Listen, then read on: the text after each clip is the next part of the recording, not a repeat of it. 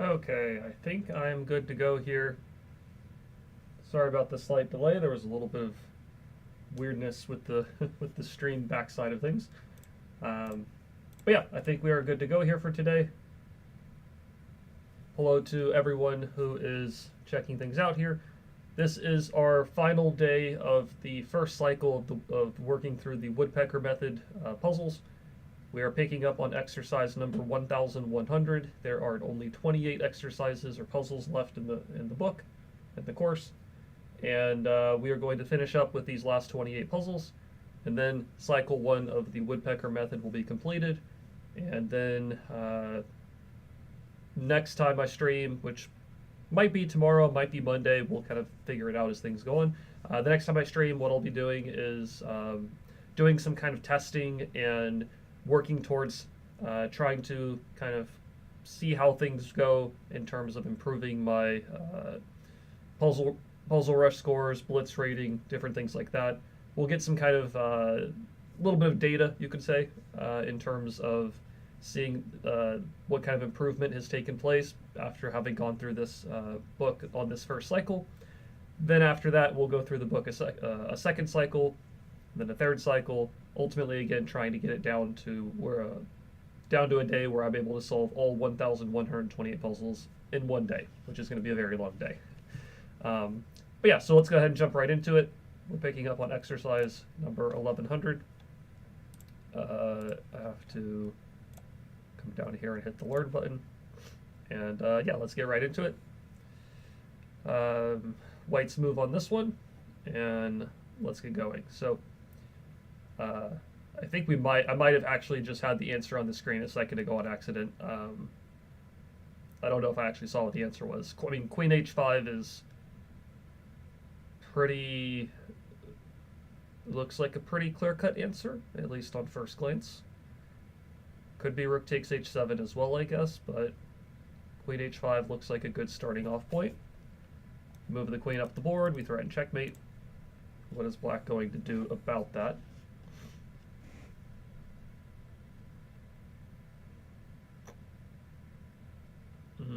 I think they're going to have to take the knight on E5. So queen H5, probably knight takes E5, I guess. I would assume we take back with... If we take back with the f-pawn, black has the move G6 to protect H7 while attacking our queen. So probably after queen H5 and they take our knight, we take on H7 with check, the king moves, we take with the f-pawn. We do have to contend with black playing rook to H8, but then if they go rook H8, I think we just take the bishop on D6, attacking their queen in the process. What else can black try to do?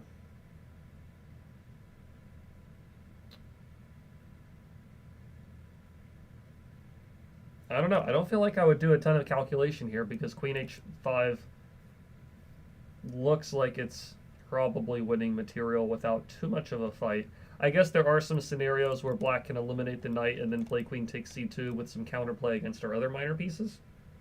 But in those cases, I would think that I can still take the pawn on h7, play rook to g3, continue attacking, and I think I kind of get at black's king before they get at my king. So queen h5, I would take the pawn first. Oh, wow, not taking the pawn first. I guess you would take the f pawn first then, or something like that. I don't think I would use the d pawn. I think it's useful to have the rook opened up on the f file, so I'd probably be using the f pawn. Take on h7 with check, and then once the king moves away, then I think we would play the move rook to g3. And yeah, that is what it gives us the best way to play. And pretty much here we are breaking through with the attack before black can really deal with it. Rook takes e6 is also strong, and white essentially just crashes through. I don't think this one needed a ton of calculation. I guess maybe the important point here is not rushing to grab the h7 pawn, because you do actually run into your queen getting trapped. So you need to take the bishop first, and then black can't do a whole lot to stop queen h7, rook g3. Okay, so we pick up on this next one here.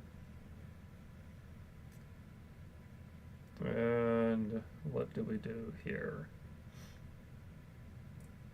Our queen is being attacked, so we need to do something about that.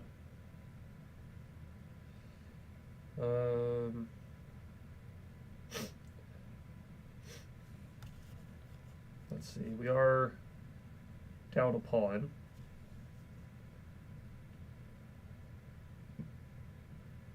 We are down a pawn here.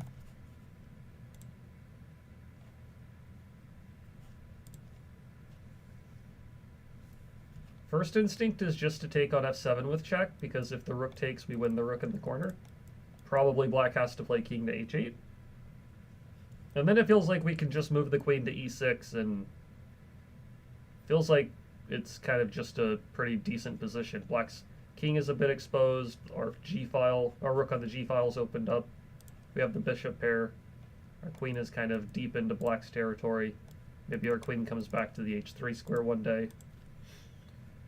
I don't think taking h7 is as good, because once the king moves over, our queen doesn't have the e6 square. We'd have to go all the way back to b3, and it feels like the queen is much further from attacking on the king side. Is there anything else we can do here? I think we pretty much have to go for one of these checks. Otherwise, we have to move the queen back to safety. I think I would take on f7 without a ton of calculation. Then I think I would go to e6. It could be possible to throw in some kind of bishop h6 idea, because bishop takes g7 would be a checkmate threat. But I think if we go bishop h6, I think black just takes it. And I don't really see the follow-up in that position. So rook takes g7 is actually a move, though, because if knight takes queen, rook takes h7 is mate. So okay, rook takes g7 is worthy of consideration.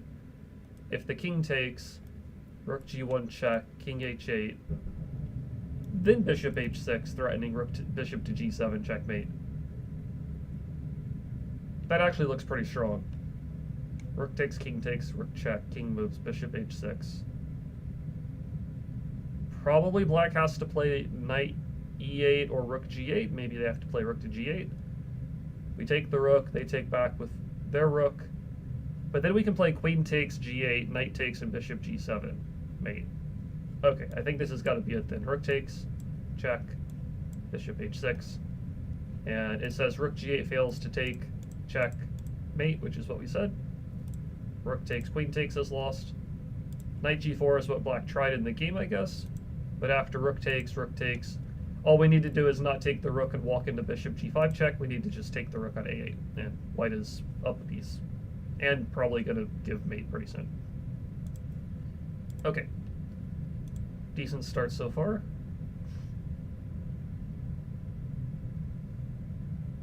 So I think black just simply wants to take the pawn on c7. It does say the pawn on c7 seems lost, but through powerful play, it becomes the star. What is this powerful play?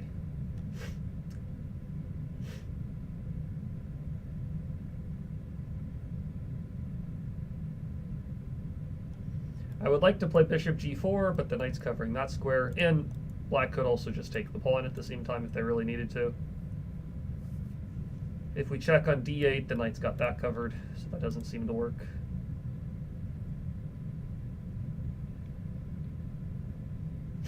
We could throw in some kind of knight to b5 move, and then after they take our knight, we take back. We do keep the pawn on c7 protected, but black does get a free move, and it's not easy for us to follow up after that, as far as I can tell.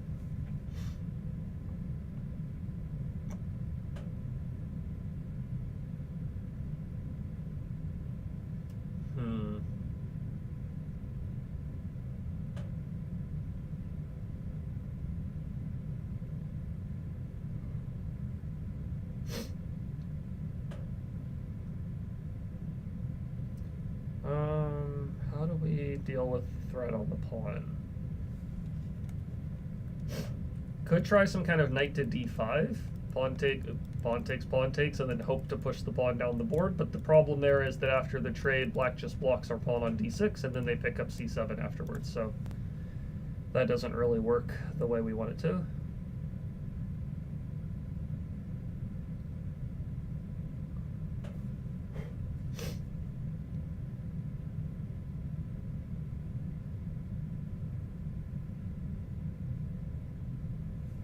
Could try some kind of c5, but then I think black just takes with their pawn, and maybe we have b6 there. That actually looks decent. c5, pawn takes b6. If they take c7, we have, or sorry, b5. If they take c7, we have b6 to fork the two rooks. If they take the pawn, we have knight takes to keep the pawn protected. If we try to start with b5 first, I think black just takes on c7. So I think we can start with c5, then b5, then take with the knight. And we, as long as we keep the pawn on c7 defended, then I think that gives us pretty good chances for to play for a win here. Okay, good. Got this one.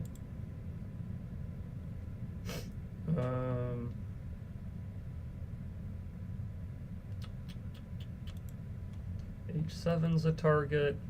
E5 is attacked twice and defended 3 times. This knight is protected by the pawn. If the pawn was gone, we might be able to win the knight.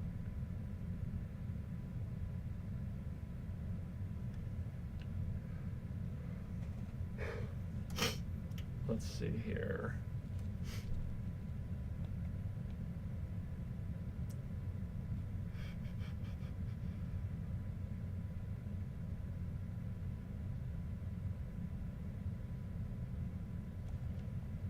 If knight takes, black plays rook takes.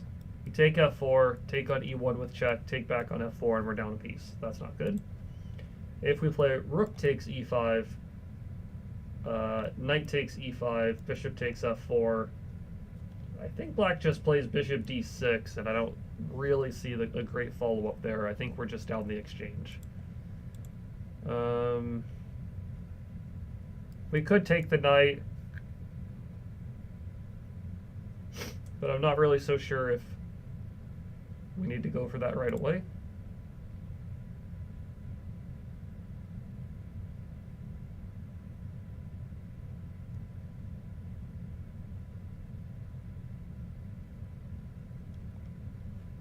We could take the knight and then try queen to d3, but then black plays g6, and I think everything's defended there.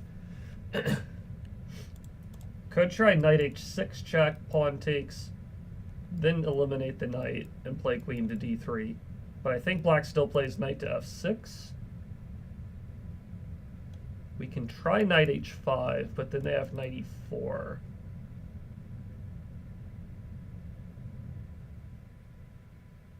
But then maybe we have rook takes e4 and knight f6 check, and I think we're still down the exchange there, though. I think we're down the exchange in that situation.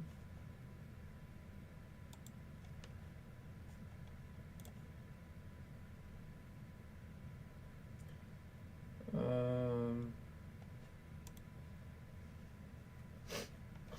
feel like this knight h6 move could be involved, though, somehow. Knight h6, pawn takes. Bishop takes, pawn takes, queen d3, knight f6, knight h4, or knight h5. Knight e4, take, check, take. Yeah, we would be down the exchange there, but the king is exposed. We have a good, I feel like we have some good attacking potential. I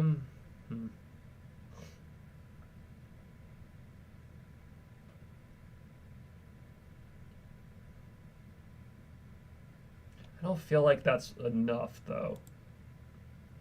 I don't feel like it's enough to sacrifice the knight for that.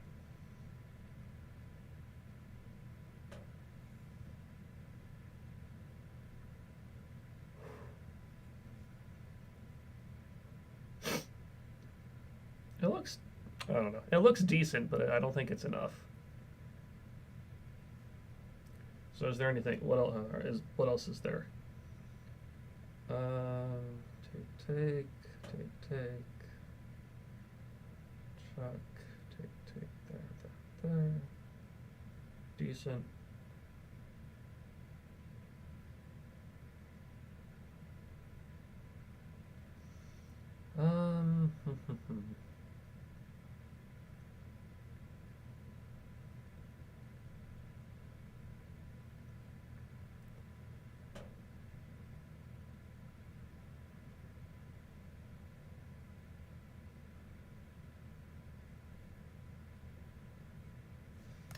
think I would take the knight, play queen d3, force black to play g6, and then probably play knight h5 and continue keeping up the pressure there. That's kind of what I'm leaning towards here.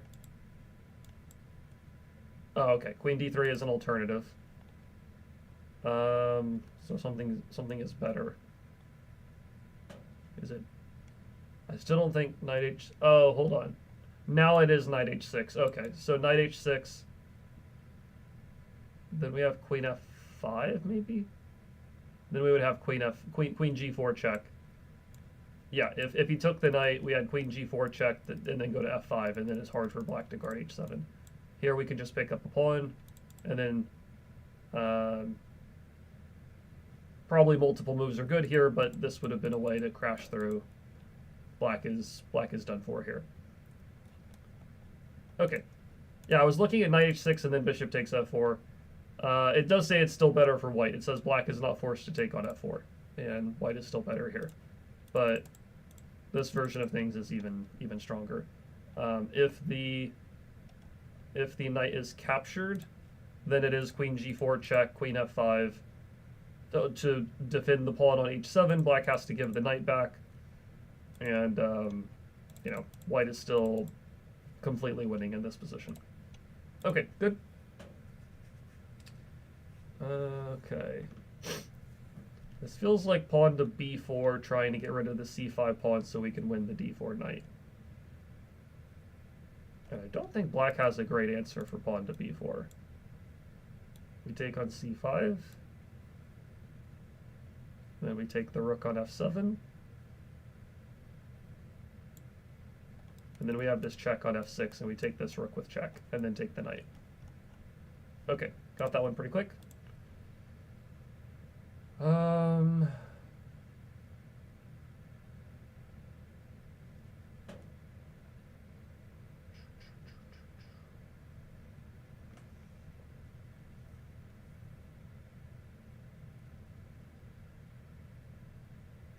Feels like we have some kind of knight d6, queen takes b7 idea, or knight f6 check, queen takes b7. Even bishop d3 to start with looks pretty dangerous. Bishop d3, queen moves away, and then checking on d6 or something like that looks pretty good. I think bishop d3 might run into knight e5, which is a little bit annoying, I will say.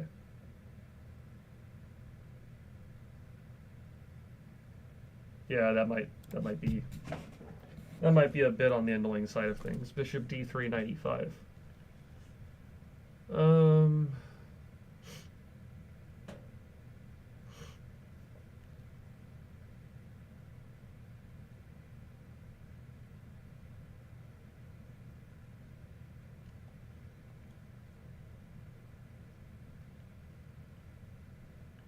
I don't think we can check right away, because after bishop takes, I mean, we could trade knight for bishop, and I think we're in good shape, but we are down a pawn to start with, so we have to be a little bit careful.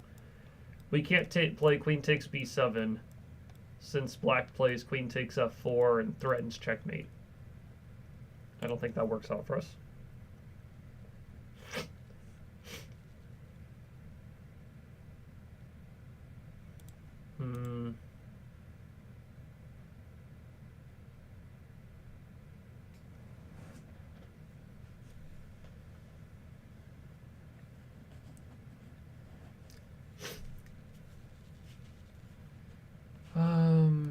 What do we do? Maybe I would start with bishop d3 and eye the queen. And then here, now I think I can go check and take the pawn. Maybe.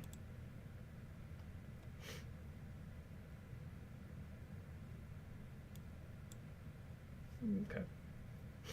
Something different.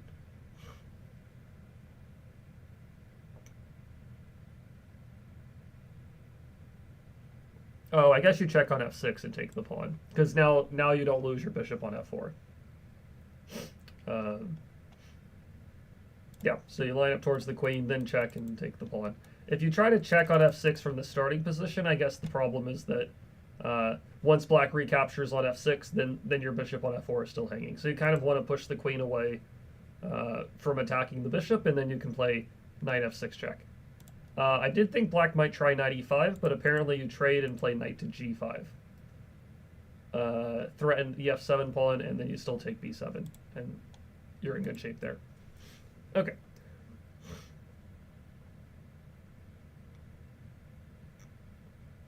Rook e2 is first instinct, but I think white can play rook f2. And that seems to slow us down somewhat. Knight to g4 is definitely a move to consider. White would have to play queen to c2 or h4. h4 doesn't feel fantastic, but queen to c2 seems like a decent move.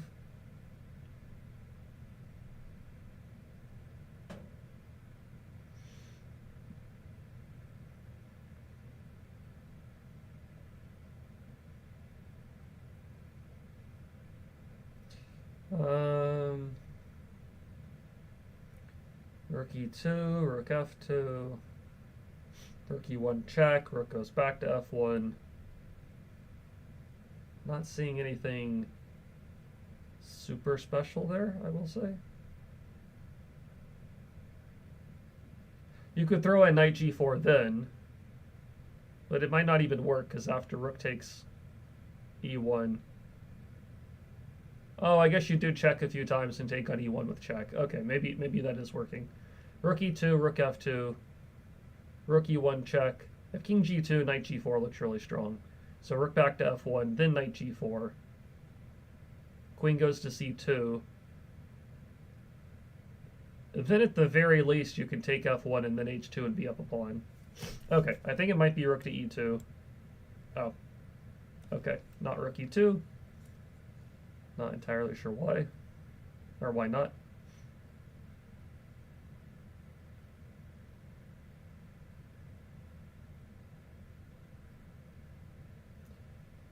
I mean, the only other move that really makes any threats here is to play knight g4, maybe b5, but b5 they can take on c6 or take on or something like that. I don't really see the follow-up there.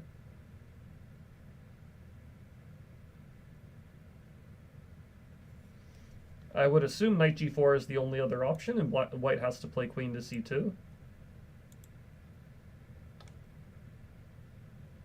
Maybe we just play c5, and this bishop doesn't really have a great place to move. Might just be c5. And then we take this. Oop, rook c8 first, I guess. And then, yeah, we're going to take the knight, deflect the queen from protecting f2, and white's in bad shape. We could also take and then play rook c8, which is what I was trying to do. I guess if white plays rook c1, I think the idea is that we take on c5. Well, I don't know. Does that win a piece? Hold on. So rook to c1. Oh, you don't take the bishop. You play just b6, and then you win the bishop there. If you tried to take the bishop here, I don't think it works because the queen protects the f2 square. So you can just slow play it and play b6, which wins a piece. Okay. Let's keep going.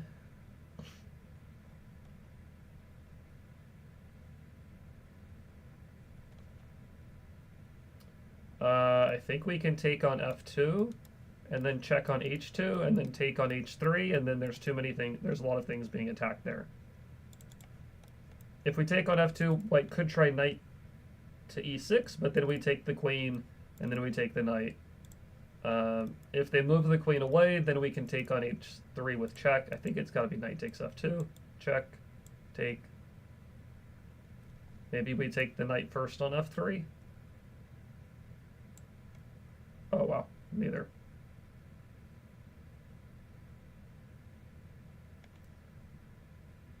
I was thinking queen takes h3, and then I wasn't sure how you defended against both threats if the queen was on h3.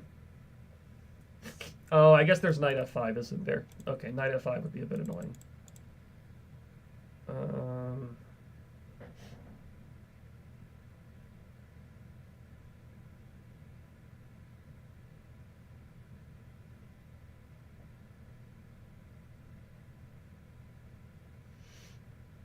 But then queen takes g4 still looks good, I will say.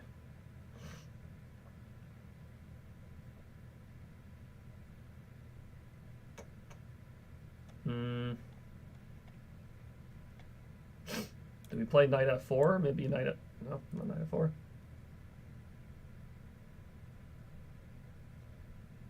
We don't really have any follow-up checks. I mean, there's bishop takes d4, but I would assume the queen just takes. I'm not sure what that does. Rook e8, the knight's covering. I think I already tried rook takes f3. What are we doing here?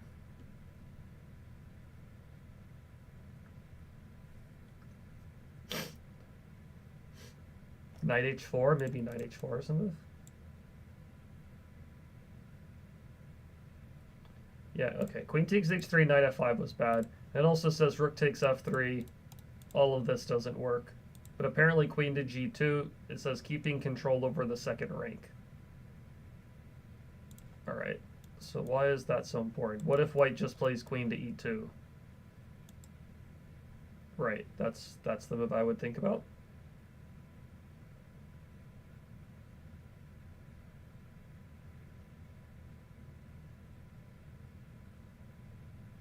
Oh, now you have rook takes f3. And then bishop takes d4. Okay. Interesting. Okay, so I saw knight takes f2. Saw this.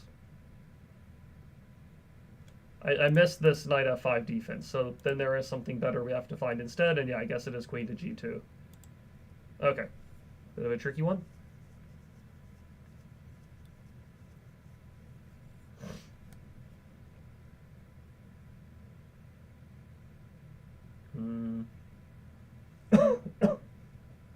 Excuse me. Feels like we should try to trap the queen somehow, but rook a1, queen b2, rook b1, they can take the pawn on c2, which kind of spoils things.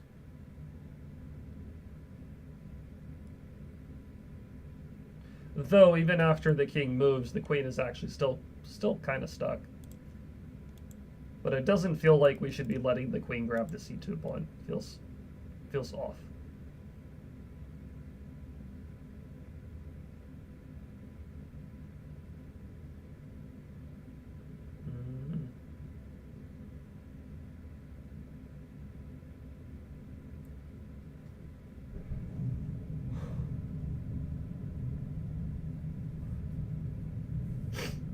So what are we doing here? There's no checks. We're not going to capture this pawn, I don't think, especially since our knight is pinned.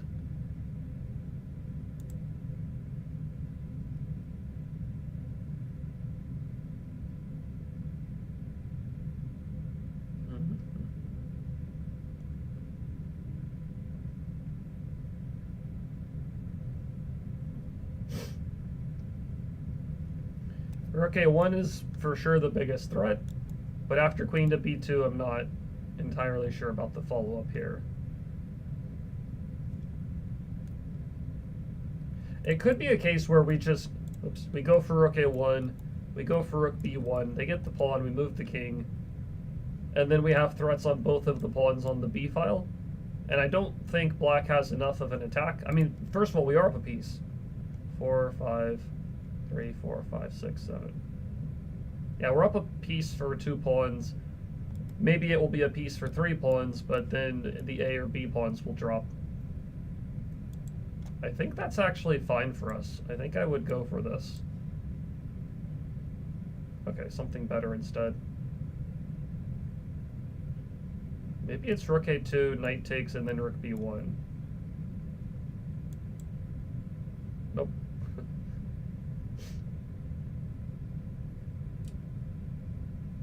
We could also just take the A pawn right away, but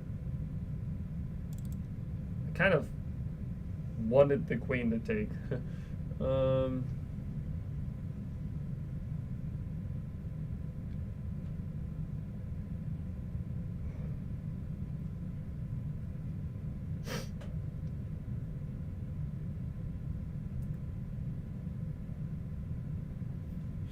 Maybe I do just take on a7. I don't like that so much. Knight takes pawn.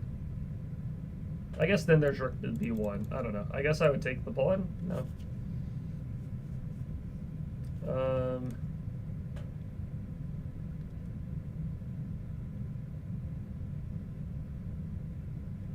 Maybe knight to b5, trying to go to d6. Feels shaky. Rook hc1. Okay, so then black takes on c2. Right, that was the question. Hey, how's it going, Ernesto? Is knight a4 the idea now? Oh, now it's rook a2. Right, now it's rook a2. I guess you take the queen, you go to e3, and the knight's trapped, right? He can play d4, but white's still going to be up a piece here. Okay. So about 19 puzzles left.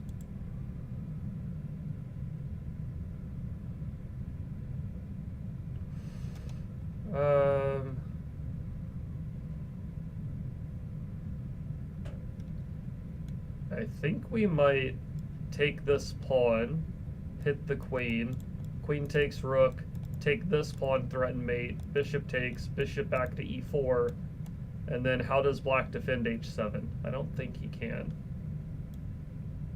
Now he doesn't have to take the rook, he could move the queen somewhere else. But then, I mean, then we can still move our knight and try to play bishop e4. I think we do this. I was thinking bishop b1 as well, but we'd have to somehow clear the d pawn out to do the same idea. Like you could try to do it this way, or take the pawn and then d4 and hope that black takes it or something. I think we can do it. Oh, okay, maybe not.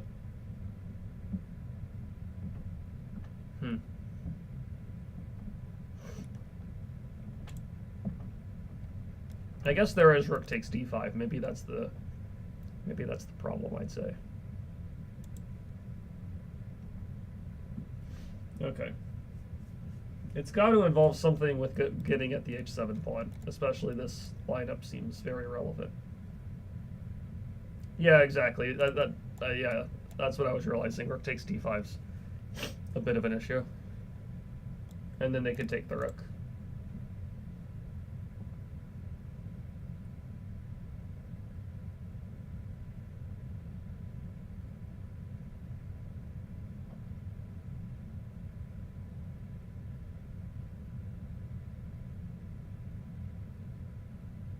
Maybe it is just knight takes f6 and then d4. What does black do about bishop b1?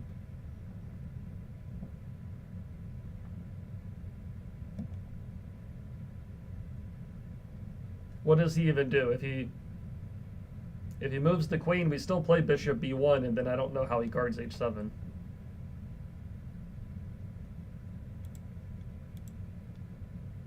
Okay, he can take the rook. That does defend, but we win the queen.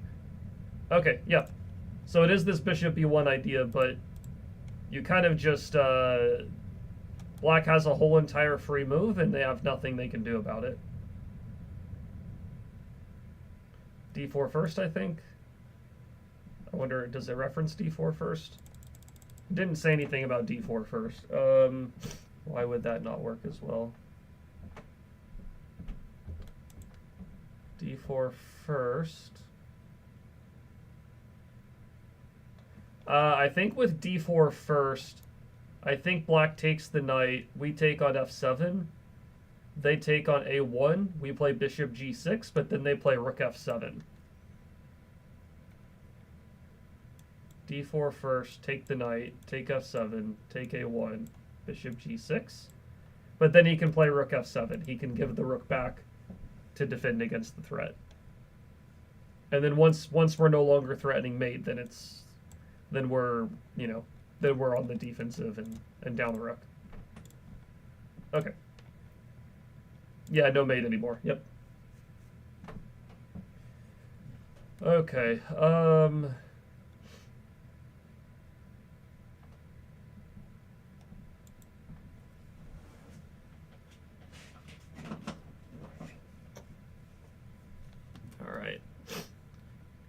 15 puzzles to go. Queen f2 is a move. E3 check. E3 is probably the best move. I mean, pulling the king to the E3 square and setting up some kind of skewer on the E file is probably a good idea. E3 take, Queen f3 check, you take the knight. That's looking pretty good. E3, king here, you give mate eventually. If king d3, I think you're just generally happy about the king being weak. Maybe queen f5 check or something like that. I think e3 is kind of the first move that jumps out. And then queen f5. Or hold on. We have to be a little careful, though. We don't want to leave our queen on a square where it gets forked later. Like if I check and then take the knight, that fork becomes a problem.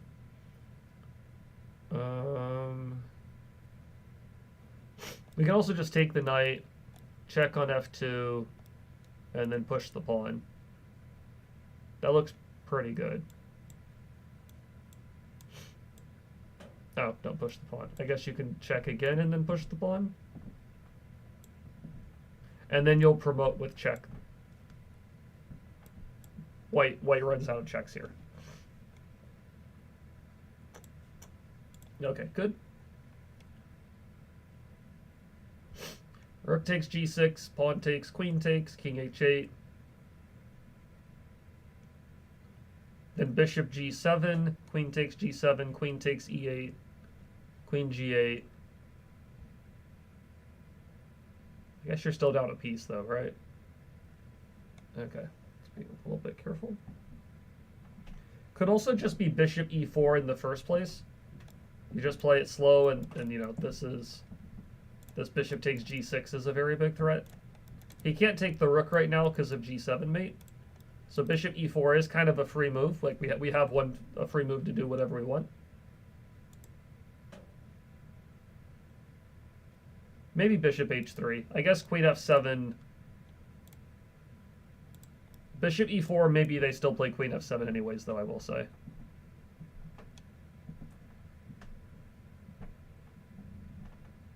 Queen f7 is kind of annoying.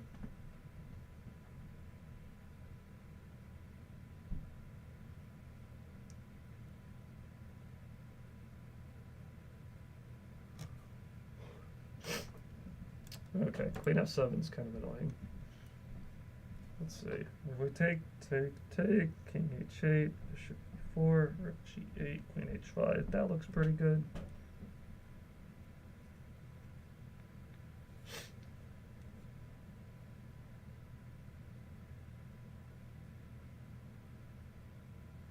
But you're not really threatening anything is the problem, right? Not really threatening anything.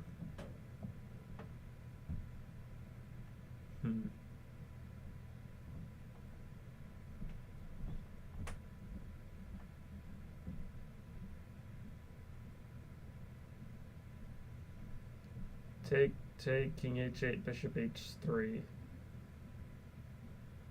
Okay, I see your idea, trying to pull the king queen off of g7 or e8. If the queen goes to e7, then I guess we have bishop to g5, threatening the queen again, and bishop f6 check. That looks winning. If black goes rook g8 after bishop h3, I guess worst case scenario, we take on g8, take on d7, and we are down a bunch of pawns, I will say. Maybe we're only down one pawn. Hold on, take there.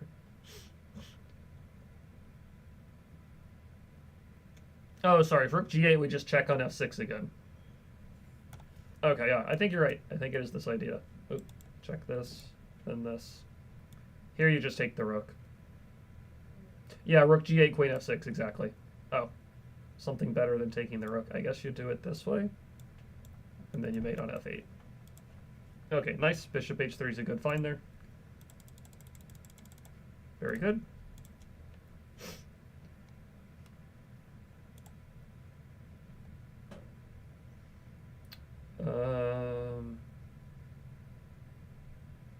Feels like sacrificing something on e6. Bishop takes e6 or knight takes e6, something like that.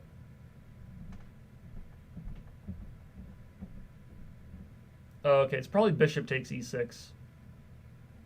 Yeah, you're right. Bishop h3 was a good inclusion. Bishop takes e6, pawn takes, knight takes. Wherever the queen goes, we can play knight to d5 afterwards, and then I think black's just getting crushed. This one feels... Probably we check and take the rook, or trade queens, check and take the rook. I'm not sure if it matters if we include the queen trade or not. I would... Yeah, I guess you could just check. Or white could do the same thing after exchanging queens. Yeah, it doesn't really matter. You take the rook in the corner, and then you try to win the fight for the b6 or c7 scores to get the knight back out. Okay, that one was pretty straightforward.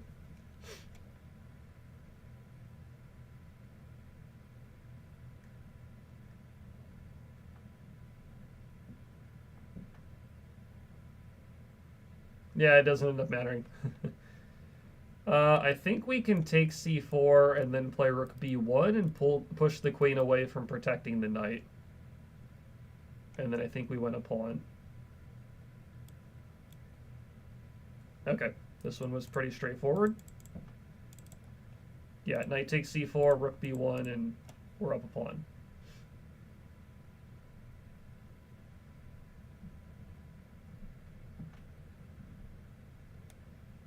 Okay. Yeah, we're finishing today, absolutely. We only got 14 left, and then we go for that. Trading get the rooks off the board. Okay, so we're up a piece. I guess the idea is, how do we maintain the extra material? I mean, if that's the case, I would lean towards taking on a3 or c3. But then you got to figure out what to do with this pinned bishop, which is kind of annoying.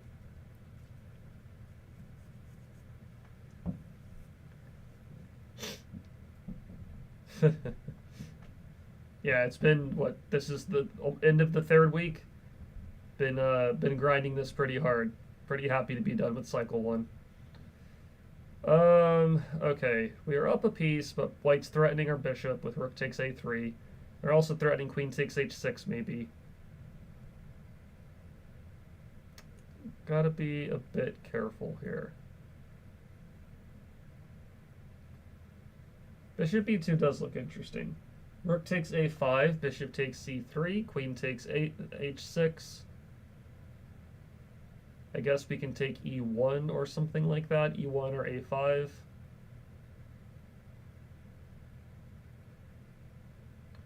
Take, take, take, take, take. We're also still attacking the other rook. Yeah, that's looking pretty good. I lean towards getting rid of the e1 rook, because maybe there's some back rank ideas later on. You also don't want to let this rook come into play. Yeah. Okay. So we have to keep going on this one. All right. So the knight's hit.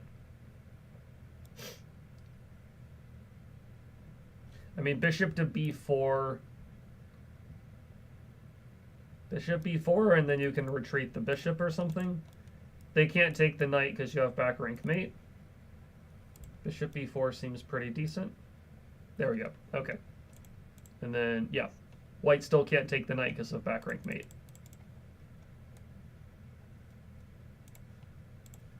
Nice. Okay.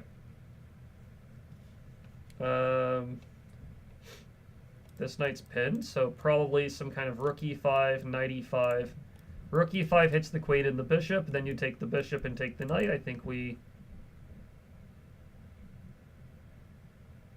Yeah, the bishop did a lot of work in that game. Literally every move, right? b2, c3, e1, b4, f8, g7. I think we do this. And then I'd probably just take the bishop here. And then the knight.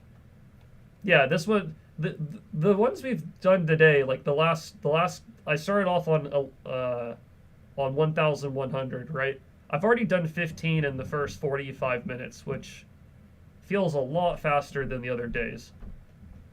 Today's haven't felt bad at all, quite honestly. I don't think I've really been stuck on any of them here at this point. Queen b3 check. If the knight blocks on f7, you take on g6.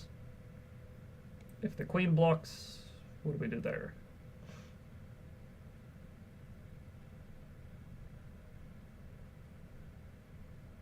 All right, let's see. Calculating better than Carlson. Would be nice. Okay, what do we do here?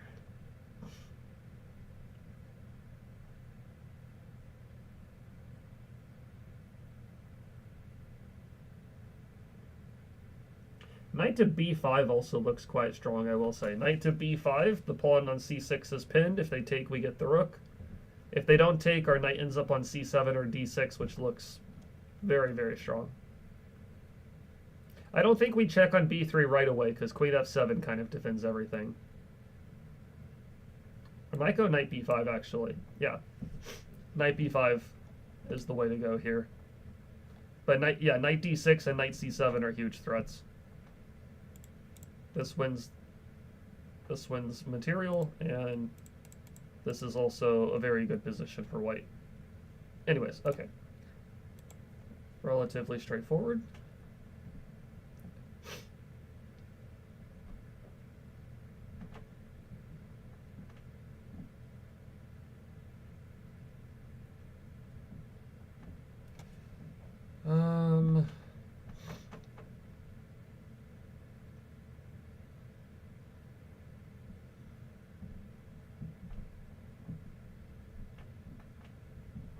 Rook takes g3 is not really a threat right now, because we can always take the rook and then block with our knight. I'm thinking it's some kind of knight f5 or bishop f5 idea.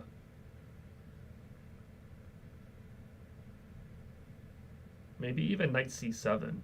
Maybe knight c7, actually. Oh, they take... Oh, actually, no, hold on. Maybe it is knight c7. Hold on. Knight c7, if they take the knight, we take the queen. If they move the bishop, we have queen d5 check, or knight takes f5. If they do nothing, we take the bishop. They could play rook takes f4, or bishop takes f4 or something, but then we have knight g2.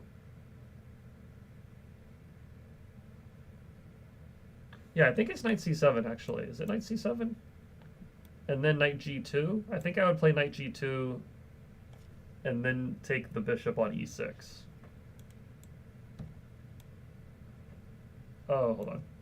They are going to play pawn takes g3, which is a little bit scary. But I don't think it works. Oh, maybe it does.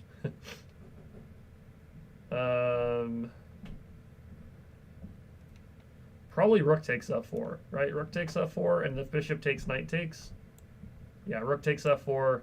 If they try to sacrifice on g3, we can bring the knight back to g2. Yeah, if he tries to protect the bishop, we can take and pin on the diagonal. Okay, we are chugging through these, which is actually pretty nice. Only 10 more to go. Might be a pretty quick stream today. I thought it was going to take a lot longer to do the final 28, quite honestly. I thought it was going to take, you know, we've done 18 in about an hour, so that's pretty quick.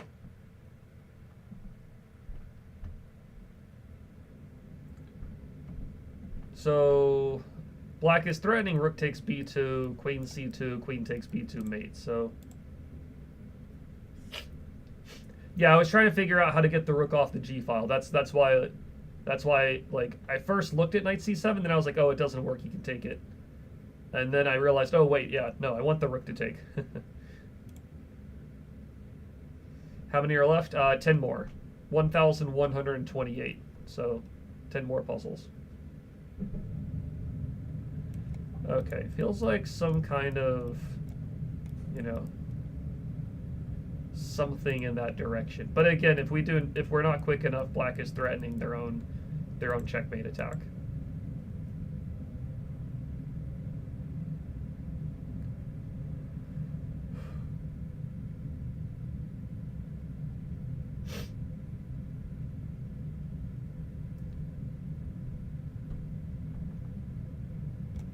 Yeah, bishop g7, I think they have rook takes b2.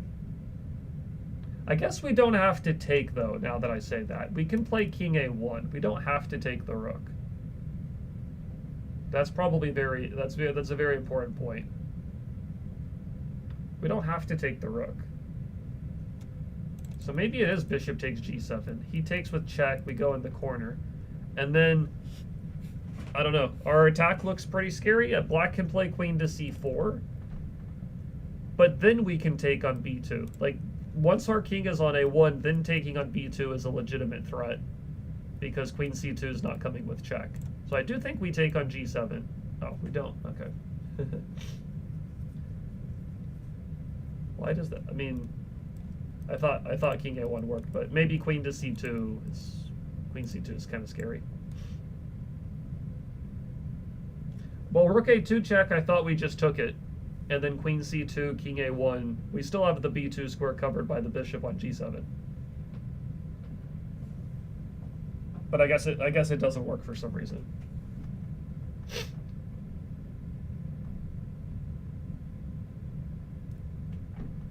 Yeah, maybe g6. We're threatening rook h8, then queen h6, right? Now, I guess the queen can take on g6, but then you have like rook g5 or something. I think the important point is recognizing that after rook takes b2, we aren't getting mated because we have king a1. So I think if you realize that, then yeah, then g6 makes a lot of sense. Then you have this, check, and checkmate. Yeah, the important point is, yeah, after rook takes b2, you recognize you don't have to take the rook. Idea of rook h5? Nah, idea is rook h8, queen h6. Even nicer. Oh, you mean if the queen takes? Yeah, if the queen takes, then rook g5 or something like that.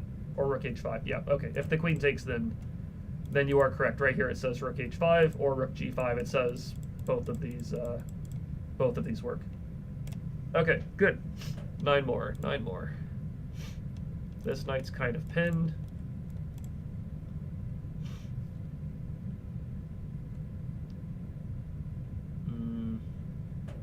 Feels like some, I don't know, maybe we just go like g6 or something? Feels like there's something going on here.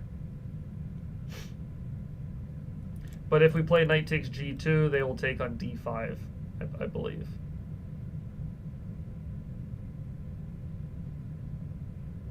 So maybe we start with g6. We played, g6. I think anywhere the queen goes, I would probably take on g2 afterwards.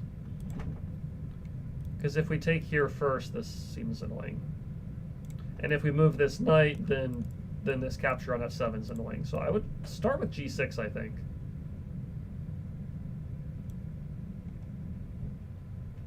Okay, my idea was to take here and then take with check. Yeah, okay, this is correct. Man, we are, oh, knight f4 is even better. It says knight takes e3 check and then bishop f8 is not so clear. I was going to bring the knight back to d5, I think. But okay, knight f4 is even better. Oh, bishop g5 is nice. And the queen is lost. Okay. All right. Chugging along here, good.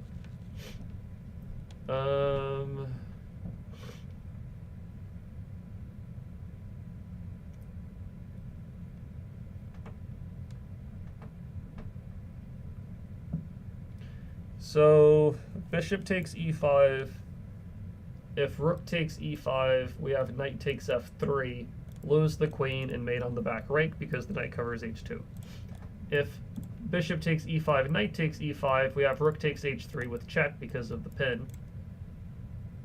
And then after the king goes to g1, then we have knight to e2 check. If the rook takes, queen d1 is mate. If the king moves, then rook h1 and queen takes e5 is good. Yeah, so this is it. There we go. And then if rook takes e5, knight takes f3, had that correct. All right, good, good.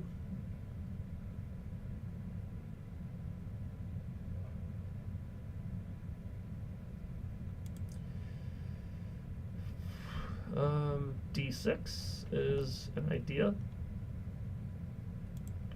Queen h6, bishop takes f7, or h7, rook takes f8.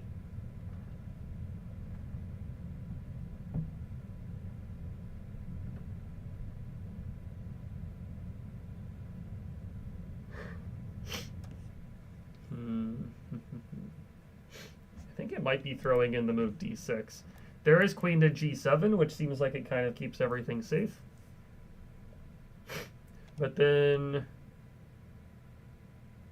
bishop d5 check, trade rooks, take on e5. Okay, I'm pretty sure it's d6. Then you check, trade, take. I would probably play queen e7 or something like that. I don't know. Oh, queen e7, take g3 is annoying.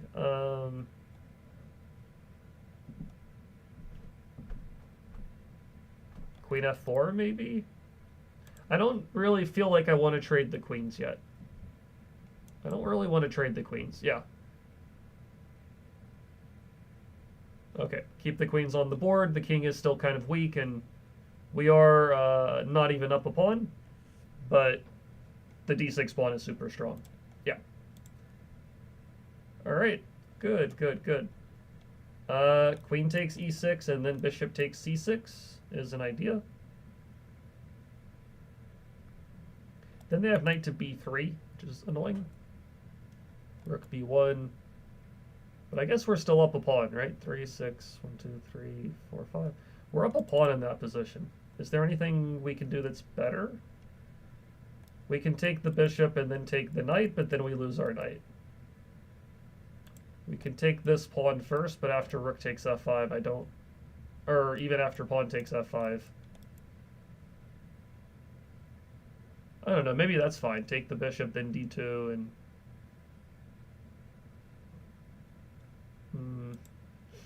I think I would take e6, and then c6, and then rook b1. Oh, not rook b1, wow. d5 first? Maybe d5 first, huh? d5 first, interesting. Oh, you saved the pawn. If you play rook b1, they have knight takes d4. Ah, I kind of missed that idea. But yeah, d5, if they take on a1, you take on e6, and they can't really stop the pawn from pushing. And here white's just up a pawn with a better position. Okay, cool. All right, five more. That's good news. Good sign.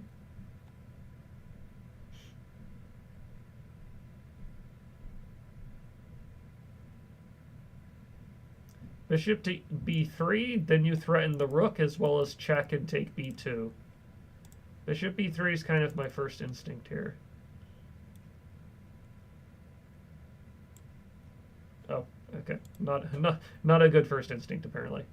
Oh, wait, you can check on a1 and then bishop b3. That's not working either. Interesting. Why does that not work? I was thinking check here, then bishop b3, king takes, queen a4, mate.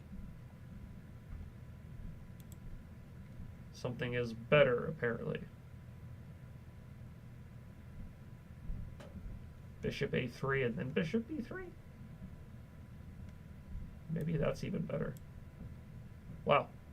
All of these moves look pretty good. Knight c5.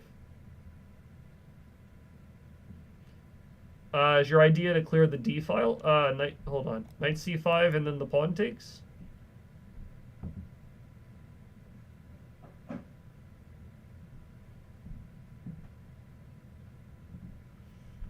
Knight c5 and the pawn takes, no? But is it then queen a1 check and then... Oh, then it's queen a1, isn't it?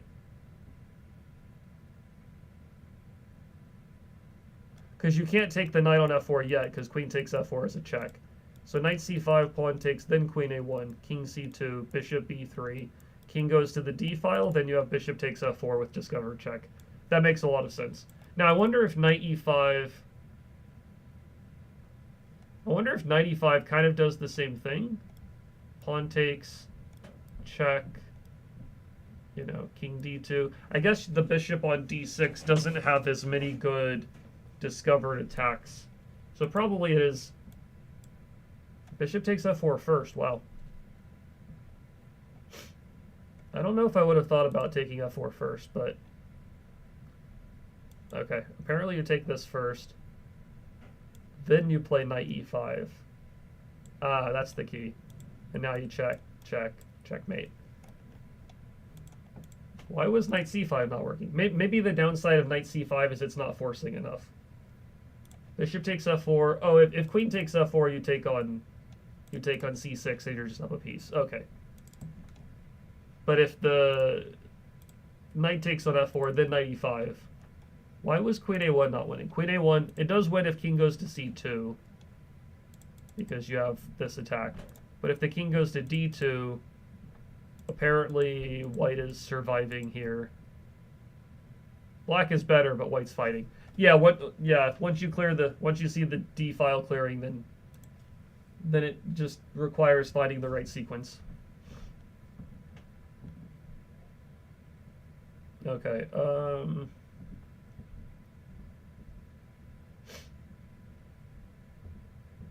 what are we doing here? Queen g6 attacking the e6 pawn feels like an idea. We have no good checks. We're not capturing these things. This is really the only undefended thing in the position. I feel like if it's not queen g6, I don't know what else it is. But then here you take with the rook, and then you take on e6. Take. You trade the rooks first, and then you're just up a piece. Okay, 3 more.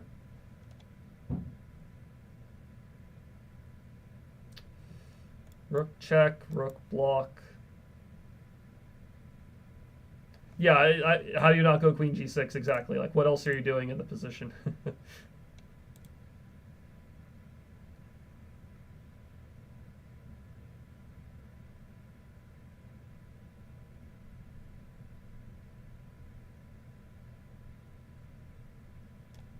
We could also take the knight and then take on d4, and it feels like white's king is just in danger there. Like queen d1 check, king a2, rook lift ideas. That looks good. The check looks decent as well because white has to block with the rook.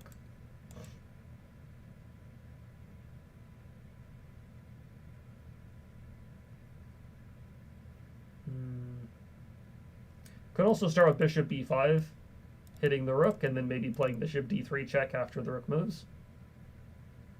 Yeah, bishop b5 looks decent for sure. Maybe that's the starting off point. And then you can check, rook blocks, bishop d3, king moves. But even with the king in the corner, I'm not 100% sure what the follow-up is.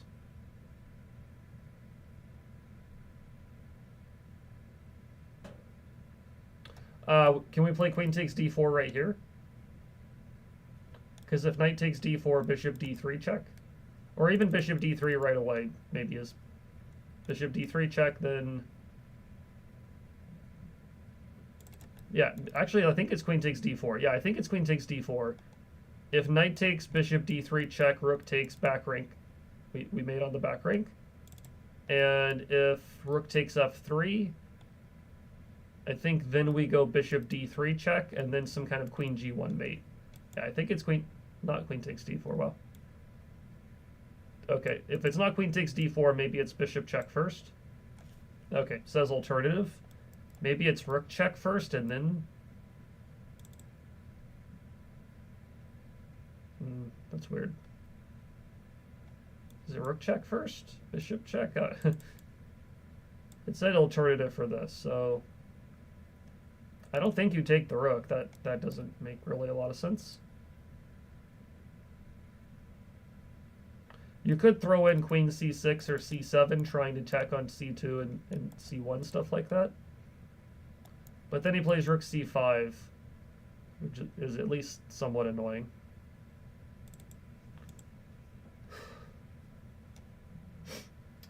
Hey Ted, how are you doing today?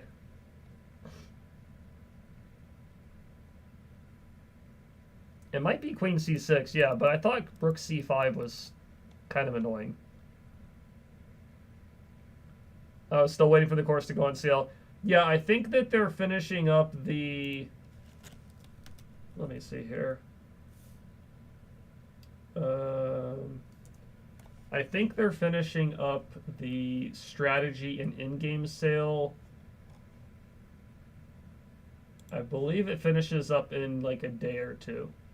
And my assumption is once that is done, then...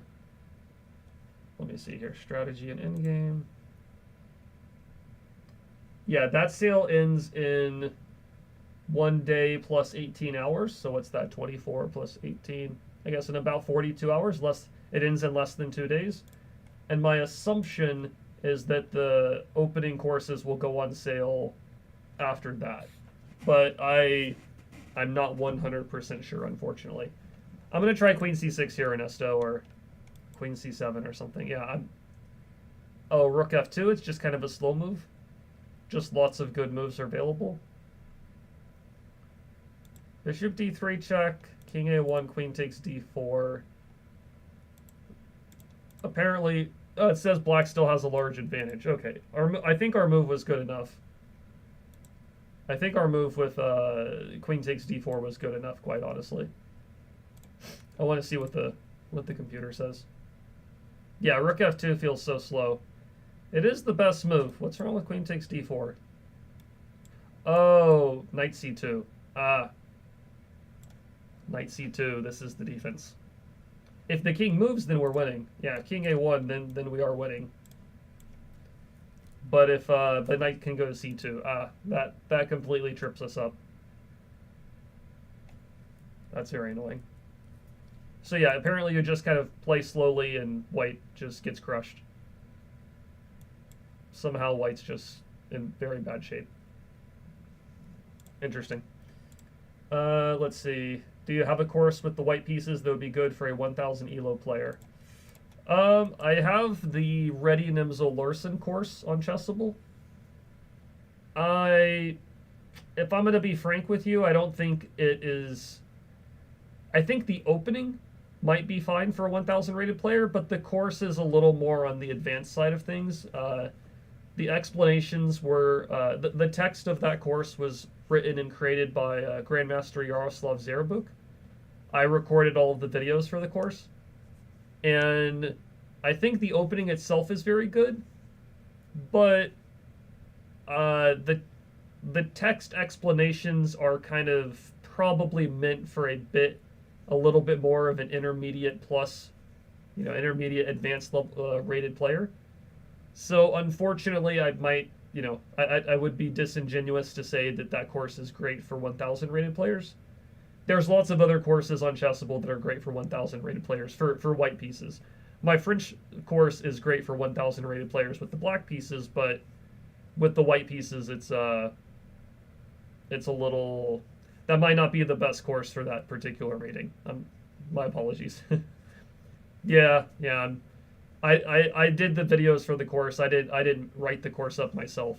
That was the setup we had with that one. Okay, what are we doing here? Knight takes e6, pawn takes, rook takes looks decent, but white can play rook takes e7 instead.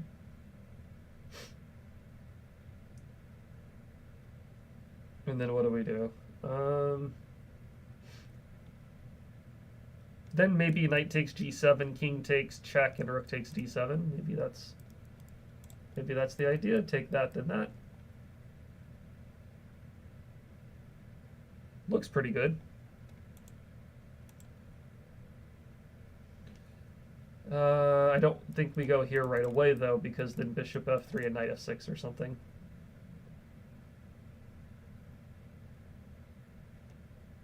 Probably I just go bishop d4, keep the knight protected, and then the bishop on e4 is pinned. Okay, cool. Oh, that's great. If you're 1000 rated in games and 2300 rated in tactic, that's really good.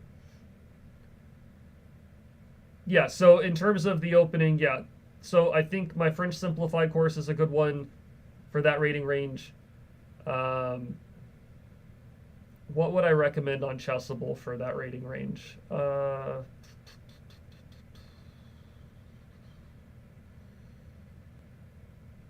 Maybe I think Andres Toth has courses that are specifically geared for, um, like, I think they're like beginner repertoires or something like that.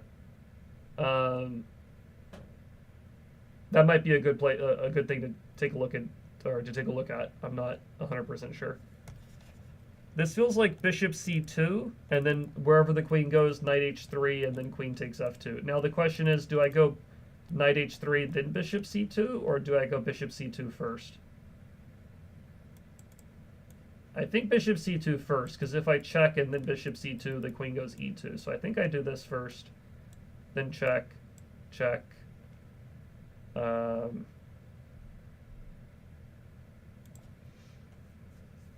And then I guess I should be taking this. I'm threatening queen g2, and the only way to stop that is to move the queen to g1, and then you pick up the knight.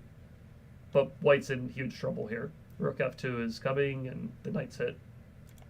Okay, I believe this is the final puzzle. This is the final puzzle for cycle 1. We absolutely crushed it today on in terms of speed. I mean, we were only doing 28 puzzles today, but it's only been a little bit over like an hour and 15 minutes, and we've almost done 28, which is, at least compared to all the other advanced chapters, we're clipping along very, very quickly in comparison. So queen h8, king e7, rook check. If king moves, we take the rook. That's obviously good, so they have to block with the bishop somehow.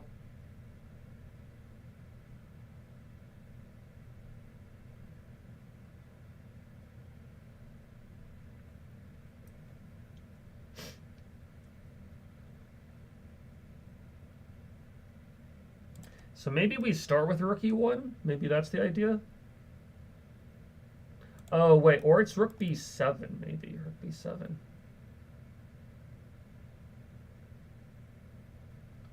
Rook b7, bishop takes, check here, check. That looks pretty good. He could go king g8, though, right? Rook b7, king g8, and then he covers the checks. Rook b7, king g8. Rook b7, king g8. What do we do there?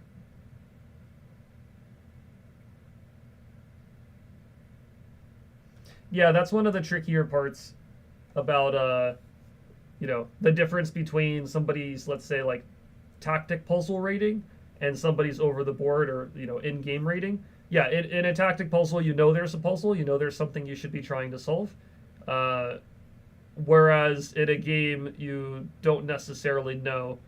What I would say for that, a piece of advice to get better at, kind of like you said, like spotting tactical signals, when you are solving those tactic puzzles, let's say once you solve it, right? You solve it, you know, 2300 rating, whatever. You solve the puzzle, and what you want to do after that, in my opinion, is after you solve the puzzle, you know, go back to the position at the start and try to think, why did this tactic work? Like, what lineups were in the position? What how were there a bunch of undefended pieces? Was there like a knight that could make a fork? Like, try to do a little bit of detective work after you solve the puzzle, and try to figure out like what made this position a puzzle, like what made it so that there was a chance of a tactic being here.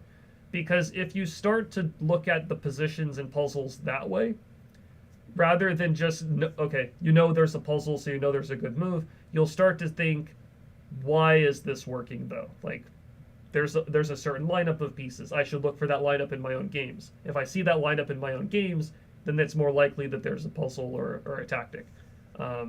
If I see, you know, a bunch of undefended pieces in my own games, there's a higher chance or likelihood that there's a tactic. Okay, so I think it's check and then rook b7. But then there's king d8. So what do we do here? Is it rook e1, but then king g8? Rook b7, king g8. I feel like we have to check if there's king g8 available to stop everything.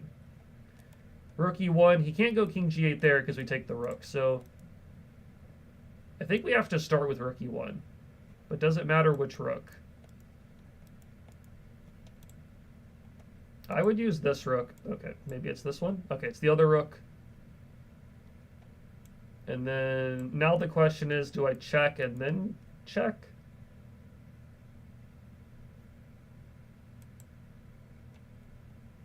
I think here I can take the bishop, check on d8, king here, check and trap the rook might be an idea.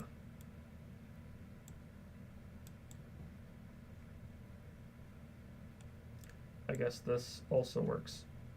There we are. There it is. Congratulations. Hard work pays off. You finished learning the whole course. Where is the, hold on. I need some, let's throw this in here. I need some clapping music from YouTube or something. Clapping, applause, sound effect.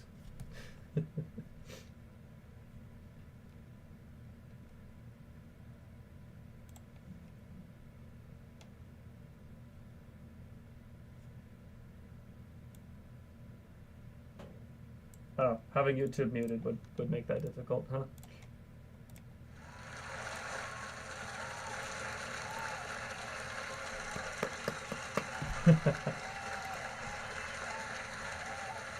We are finally done with the first cycle of the course. Okay, there we are. Okay, 1,128 puzzles up and down. All the blue check marks on the course. 223 easy exercises, a bunch of intermediate ones, 145 advanced ones, and we are done with cycle number 1. Now, I do have the statistics. I've been keeping track of the statistics after each stream. I can share that with you guys here. Let me edit it for today really quick. Let me edit it for today really quick. Give me 1 second. And then we will do a review of cycle number 1.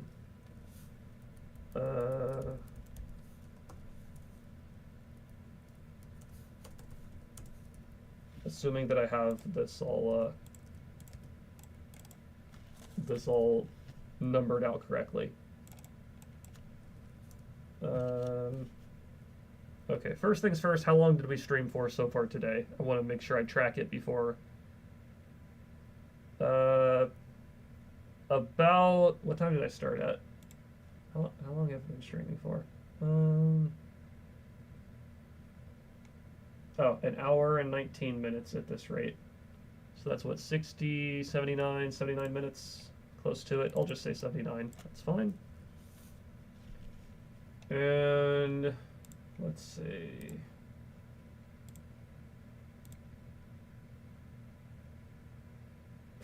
Never doing that again, peace.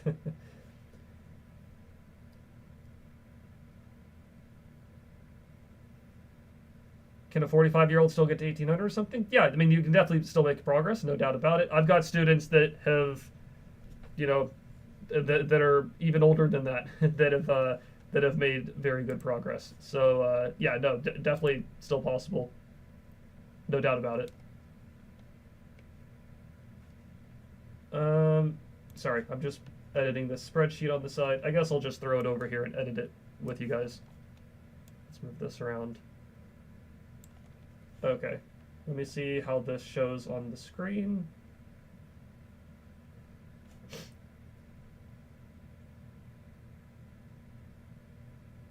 Let me just see how it looks on the stream side of things. Oh, let me go a little more to the left.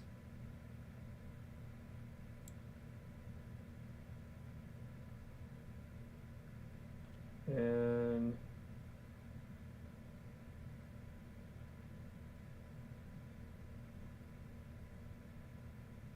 okay, I think I can go even a little more to see to see the dates. Okay, so this is what I've tracked so far. Everything that's in like the light blue highlights is what we've done. It was 200 puzzles day 1, 100 puzzles day 2, 100 puzzles day 3, 126 on day 4, 100 puzzles on day 5. Puzzles started getting a bit progressively more difficult. So 74 on day 6, then 50. I was traveling this day, so I didn't stream.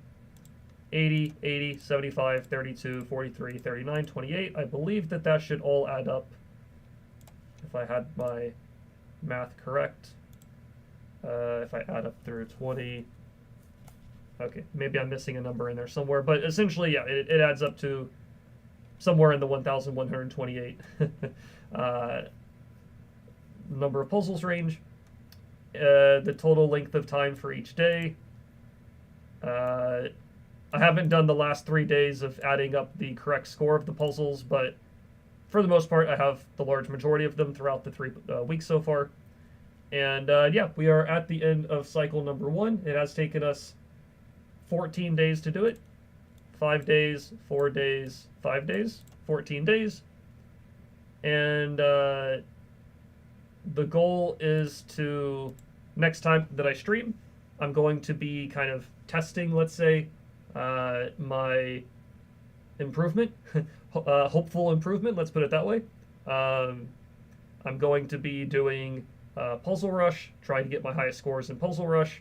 I'm going to be solving rated tactics. I'm going to be playing Blitz, maybe Puzzle Battle, whatever I can do to try to kind of test and see what results have come from doing this. And then after doing some testing of things, then I will be slightly torturing myself and doing cycle number 2, where I go and do the entire course within 7 days instead of the 14 that it took me on cycle number 1. And then after those 7 days on cycle number 2, where I repeat the course, then I'll do another day of testing, and then I'll do cycle 3, which will cut the course down to 3 days worth of solving puzzles. And then cycle number 4, probably around cycle 4 or 5, we'll get it down to 1 day. It's going to be a very long last day. That is how the method is supposed to be done. I want to be, let's say genuine to the method. I know some people may not necessarily agree with it, but I want to give it its fair shake and do the actual method and see what kind of progress is made after each cycle. And then hopefully by the end of the final cycle, where I do all of the puzzles within 1 day, hopefully there's, quite a bit of progress by then in terms of my tactical ability, and we'll see how it goes. So today is being relatively short. I'm not going to jump into testing stuff today. I think I'll do that on Monday next week. I might do it tomorrow. I can't promise that I'll stream tomorrow, but if you happen to see me live tomorrow, I'll probably be testing the improvement, I guess is the way of putting it. But worst case scenario, worst case scenario, I'll be back on Monday for the next stream. 0 chance I do them all in 1 day. That's what's supposed to happen. That's supposed to be the idea. And I've heard other people have done it. Once you've solved it enough times, then it's less about having to work through every single puzzle and more about kind of memorization and pattern recognition at that point. So the idea is to get progressively quicker with it the more cycles I do. Because I've already solved it now. I may have to resolve some of them on cycle 2, but by the time cycle 3 and 4 comes along, I should be able to remember the answers. Or at least be very close to remembering most of the answers. But we'll test that on cycle 2, because I haven't actually done this method before. When we go through cycle 2, I'm going to try to do the entire course in 7 days instead of 14. So that's the plan. I'll have to math out how that works. Probably if I'm doing all of these puzzles in 7 days, it's going to need to be somewhere in the 150 puzzles per day range or more. In the early stages, when I'm doing the easy puzzles, I'll be able to do, maybe 300 in the first day or something like that. Because it's all going to just be memorization. Yeah, thanks Ernesto. Thanks for hanging out. I think I will pause for today, though. I've got some stuff going on a little later in the afternoon that I want to prepare for. But thanks for everybody for hanging out. Shelton asked, do I plan on streaming Title Tuesday? I may end up doing that. Probably I'll do that after I complete the Woodpecker method streams. I kind of want to knock this out and on cycle 2, 3, 4 and stuff like that. And then maybe in the future I'll stream some Title Tuesday on Tuesdays or something. Traveling with Mickey says, wow, I aspire to this level of tracking and organization. Thank you very much. You know that it is not always this organized. But yeah, so that'll do it for me today, though, guys. I might be back tomorrow. Not going to promise. Worst case scenario, though, I'll be back on Monday at 10 a.m. Eastern time. We'll do some testing of stuff on the next stream, and then we'll start on cycle number 2, and we'll take it from there. Hopefully everybody's enjoyed cycle 1. I'm very happy that it's finally done. Cycle 2 we will begin with, and we will get chugging along. So have a good rest of the day, everybody. See you either tomorrow or Monday. Talk to you later. Bye-bye.